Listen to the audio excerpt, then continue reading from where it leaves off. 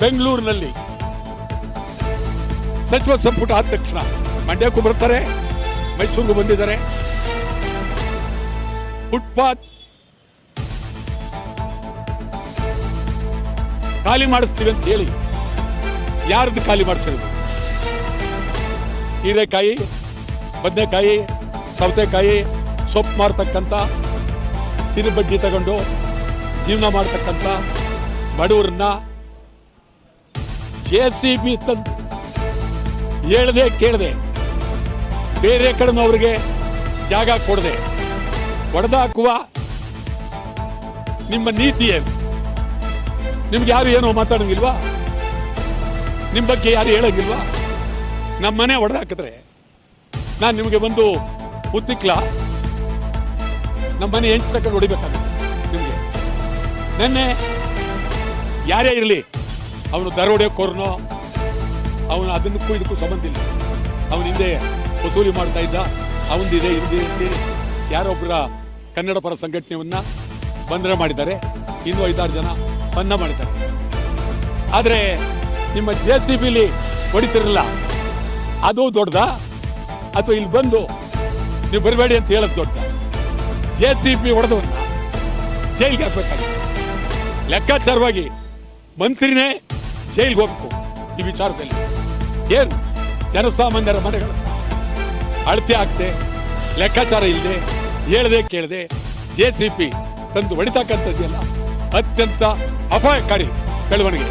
ಮಂತ್ರಿ ಕೂಡಲೇ DK ಶಿವಕುಮಾರ್ ಸರ್ಕಾರವೇ ರಾಜೀನಾಮೆ ಕೊಡಬೇಕಿದ್ರಿ.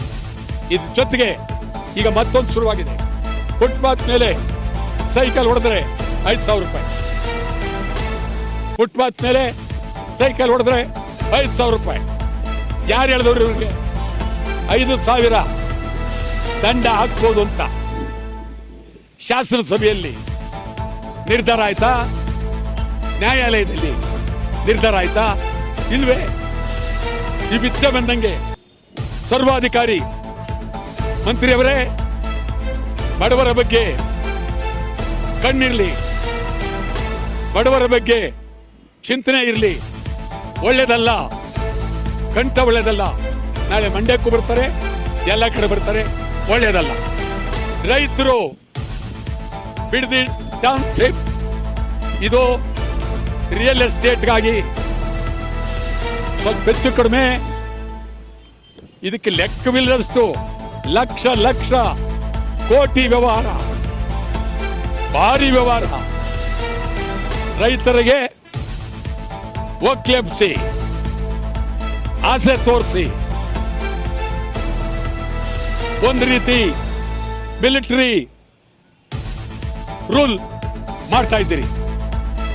ಆನೆಕಲ್ಲಲ್ಲೂ ಹಂಗೆ, ಬಿಡದಿಲೂ ಹಂಗೆ, ರೈತರ ಮೇಲೆ ದರೋಡೆ, ದಬ್ಬಾಳಿಕೆ. ಇದ್ರ ಜೊತೆಗೆ ಇಡೀ ರಾಜ್ಯದ ಮುಕ್ಕಾಲು ಭಾಗ ಬೆಳೆ ಇಲ್ಲ. ರೈತರು ಕಣ್ಣೀರಿಡ್ತಾ ಇದ್ದಾರೆ, ರೈತರು ನೋವು ಪಡ್ತಾ ಇದ್ದಾರೆ. ಉತ್ತರ ಕರ್ನಾಟಕದ ಲಕ್ಷಾಂತರ ರೈತರು ಕೂಳೆ ಹೋಗ್ತಾ ಇದ್ದಾರೆ. ಅವರು ಬೆಂಗಳೂರು ಬರ್ತಾ ಇದ್ದಾರೆ. ಬೆಂಗಳೂರಲ್ಲಿ ಅವರಿಗೆ ಸ್ವಾಗತ ಮಾಡ್ತೀವಿ ನಾವು. ಎಲ್ಲಿ ಅಂದ್ರಲ್ಲಿ ನಿಮ್ಮ ಜೀವನವನ್ನ ಸಾಗಿಸಿ ರೈತರಿಗೆ ನಮ್ಮ ಸಂಪೂರ್ಣವಾದಂಥ ಬೆಂಬಲ ಇದ್ದೇ ಇದೆ.